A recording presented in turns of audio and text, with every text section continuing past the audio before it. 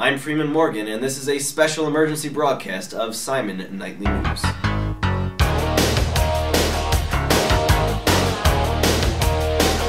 Breaking news: conflict in the Bosphorus Strait. The world's two largest navies are currently stationed head-to-head, waiting to see who will make the first move. This in direct reaction to Turkish invocation of NATO Charter Article 5. In an advance from the Black Sea, Russia's fleet moves ever closer to NATO's stance in the southwest Mediterranean Sea, leaving Istanbul with its 13 million-plus inhabitants trapped in the crossfire. As of yet, no hostile contact has ensued.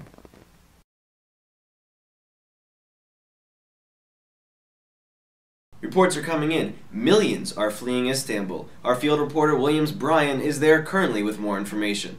Pandemonium strikes the city of Istanbul as families rooted for centuries flee for the first time.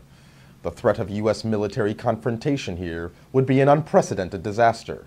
But here we are, at the Straits of Marmara, as the two most powerful navies in the world stand literally face to face. Only a scenario this horrific would drive millions to flee to the countryside. This city, of over 13 million inhabitants, will be a virtual ghost town in a matter of hours. Wind-blown dust is the only visitor to the Hagia Sophia tonight, and the city that was the seat of empires for 2,000 years has become a potential crucible for World War III. Freeman, you can only smell three things in the air in Istanbul tonight: diesel, dread, and danger. Back to you, Freeman. Meanwhile, Turkish and NATO ground troops continue their advance on Syrian borders. Despite their strength, our ground reporters give word that the troops appear to be hesitating to seize on Damascus. If they do choose to invade, could this Western supergroup really capture Syria's capital?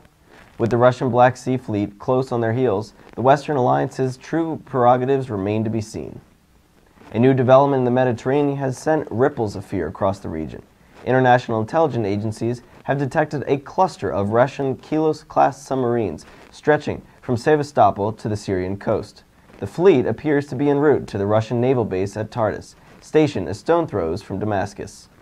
Turkey and NATO are now using U.S.-donated Patriot missiles and Allied air forces to invoke a no-fly zone over the Turkish-Syrian border. The Turkey and NATO representatives are advancing more ruthlessly, at least in the north, as the Russians continue to embolden. NATO is now enforcing the no-fly zone.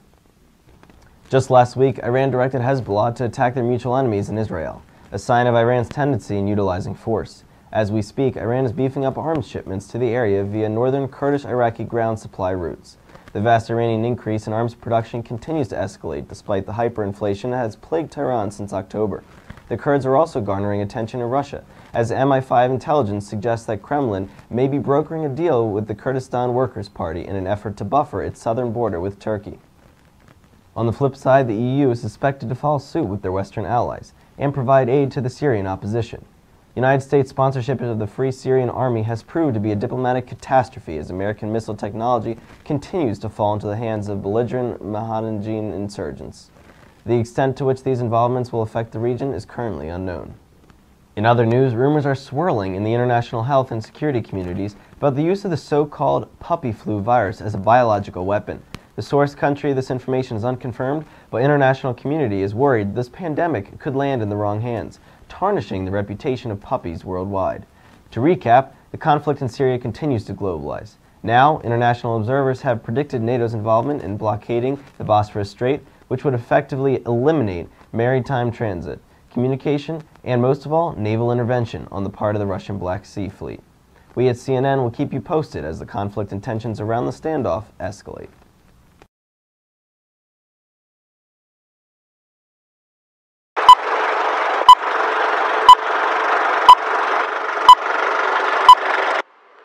Breaking news from Korea.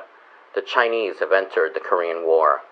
Our reporters on the ground have received word that 1.1 million soldiers of the Chinese People's Liberation Army have crossed the Yalu River and are fighting General MacArthur's UN forces, which are now being forced to retreat with heavy losses.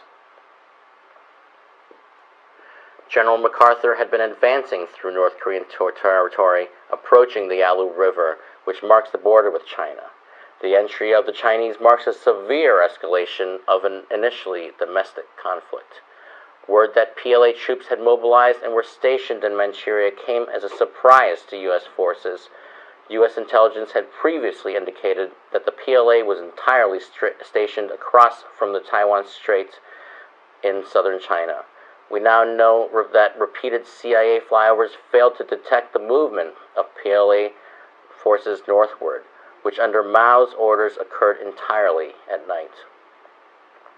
On the side of the Democratic People's Republic of Korea, the USSR has publicly only committed economic aid so far. They have, however, taken issue with the UN Security Force. Thus far, the USSR Politburo has chosen to pursue diplomatic and legal action against the UN Security Force.